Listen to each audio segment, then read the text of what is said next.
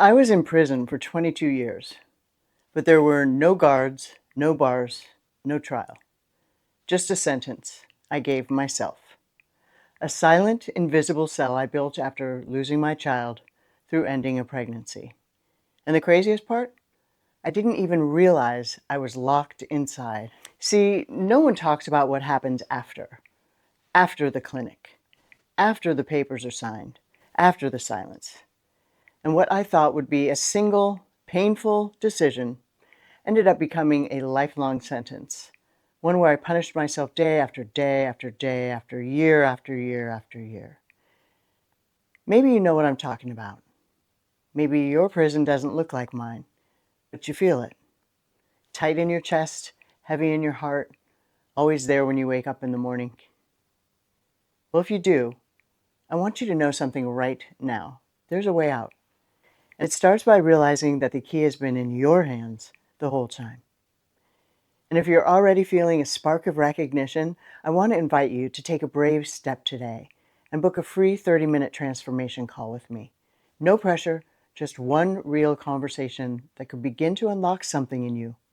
The link is in the description below. I would love to connect with you.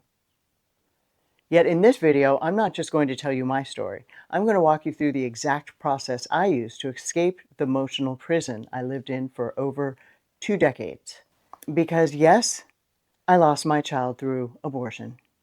And yes, I was buried in guilt, shame, silence, and secrecy. But that's not where my story ends. What I'm going to share with you today are 3 life-changing shifts, what I call the keys, that helped me step out of that cell. These aren't vague ideas or wishful thinking.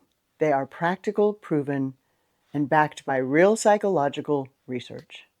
And more importantly, they're steps you can take too, no matter how long you've been hurting. And by the end of this video, you'll understand how to recognize your emotional prison, how to start breaking free from it, and how to begin living, thriving, not just surviving, but living with clarity, compassion, and hope. If you've ever whispered to yourself, will I ever feel normal again? As happy as I was before I made that decision? You're in the right place, so stay with me. For over 2 decades, I didn't tell anyone what I was really feeling. I smiled, I worked, I looked okay from the outside, but inside, I was serving a sentence I didn't know how to end. And the guilt of ending that pregnancy sat in my chest like a stone. And it showed up in ways I didn't expect, like emotional numbness, anxiety, difficulty connecting with others, difficulty sleeping. Every relationship felt like it was happening through glass. I couldn't fully be present, and I didn't know why. And I started to think something was just wrong with me, that I was broken in a way other women weren't. But then I started reading. I learned that I wasn't crazy. I was grieving, silently. And unresolved grief is one of the most overlooked causes of emotional distress and physical ailments. According to a 2011 study published in the British Journal of Psychiatry, women who've had abortions are 81% more likely to struggle with mental health issues. That's not an opinion, that's clinical data. And when I found that out, I cried. And not because I was relieved, because I finally had proof.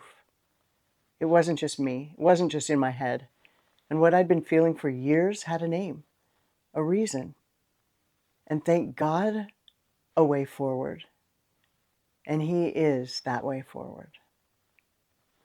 I also cried in that moment because I realized that out of 64 million abortions that have happened just in the United States alone in the last 40 years, that millions of my sisters were also walking around with these symptoms like self-sabotage, picking abusive relationships, eating disorders, all sorts of symptoms that are now documented.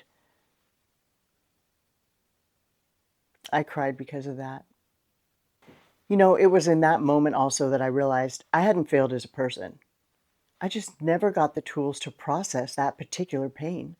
That realization alone began to change everything for me. And I want to introduce you to Emily, one of my clients. And she came to me after 14 years of silence. And she said, I didn't even know I was allowed to talk about this. And within a few months, Emily began to reclaim her voice and rebuild her sense of self.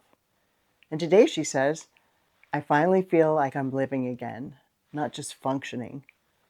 And her story, like mine, started with awareness, like so many of my clients.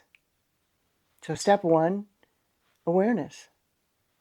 Realizing you're in a prison. And the hardest prison to escape is the one you don't even know you're in. And the world tells us there are no after effects for ending a pregnancy. And I can tell you that's a lie. And I bought that lie. Hook, line, and sinker. And for many years, I thought I was just fine. I didn't cry much. I stayed very busy. I convinced myself I had moved on. But if you looked closer, if you really looked, you'd see a different story. I was actually emotionally disconnected, hiding behind food and television, and I avoided certain conversations like the plague. And I could not sit in silence with myself without feeling this kind of low hum of anxiety in my chest. And I didn't know it then, but I was in survival mode. I had locked a part of myself away and thrown away the key. And that's what unresolved trauma from ending a pregnancy does. It doesn't always show up as tears and breakdowns. Sometimes it shows up as emotional flatline, avoiding relationships, overworking yourself to death so you don't have to feel anything. Well, Dr. Bessel van der Kolk, in his best-selling book, The Body Keeps the Score, explains that trauma isn't just a memory, it's an experience that your body continues to relive. And that hit me like a freight train, because my body knew, but my mind didn't want to admit. Another one of my clients, Tasha, said to me during her first session, I thought I was numb because I was over it. I had no idea I was numb because I was still trapped in it. And within weeks of becoming more aware of her avoidance patterns, Tasha was finally able to cry for the first time in 17 years. And that was her first step toward freedom. So let me share, awareness opens the door, even if just a crack. The next step is acceptance. Stop arguing with reality. Accept what happened. Take responsibility for it.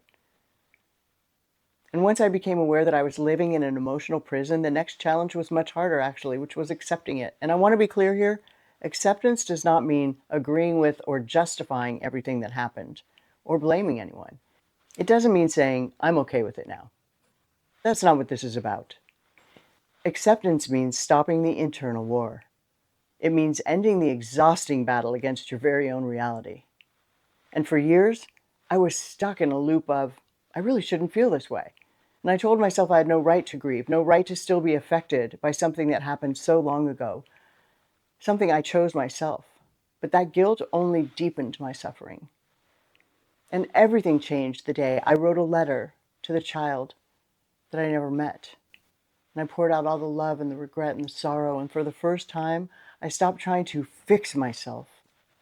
I just let myself be. Science backs this up. Dr. James Pennebaker's research has shown that expressive writing for even 5, 10, 15 minutes a day will reduce trauma symptoms, improve your immune system, and even speed up physical healing in your body. One of my clients, Monica, came into our first session saying she couldn't allow herself to feel anything. Well, after we worked through her first letter writing exercise, 2 weeks later, she shared that she had slept through the night for the first time in years. And she said, I didn't know that I'd even ever have peace like that. I didn't know that was possible for me again. But acceptance made space for that peace for her. And step 3 here, reconnection. Creating your life beyond bars. Awareness showed me the bars. Acceptance helped me open the door. But reconnection, that's what finally led me outside. And reconnection is about rediscovering who you are beyond the pain. Because long-term emotional trauma doesn't just rob you of joy, it steals your identity. And I didn't know who I was without this shame that I never talked about, never showed anybody, never even recognized myself often. And that shift began the day I started my gratitude journaling. 3 things every morning: the warmth of tea, a soft rain, a friend's smile, a text of gratitude. Simple but healing. Harvard studies confirm that consistent gratitude practice increases happiness and reduces literal inflammation in your body. Your brain begins to scan for safety instead of danger. And we know what we focus on grows. So when our brain starts to see the more positive things in life, that's what we get more of. And when our identity was fragmented, making that decision to end a life, we didn't even connect the dots.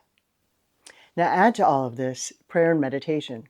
Just 10 minutes a day, grounded, gentle, sitting with yourself and the Lord in prayer and meditation. You know, studies from Johns Hopkins show that mindfulness rivals antidepressants in effectiveness for anxiety and depression. But reconnection isn't just technique, it's permission. I began letting myself laugh again. I danced, I sang, I called women who understood. I think of another one of my clients, Karen, who hadn't left her home for anything except work in 5 years. And after 3 weeks of reconnection practices, she messaged me. She said, I went for a walk today. I actually saw the sky. I forgot how much I missed the color blue. That's reconnection. That's beyond the bars. And that's waiting for you too. Again, a free 30-minute transformation call is waiting for you. Just click the link in the description below, and I can't wait to talk with you. And if no one told you today, remember, you are beloved.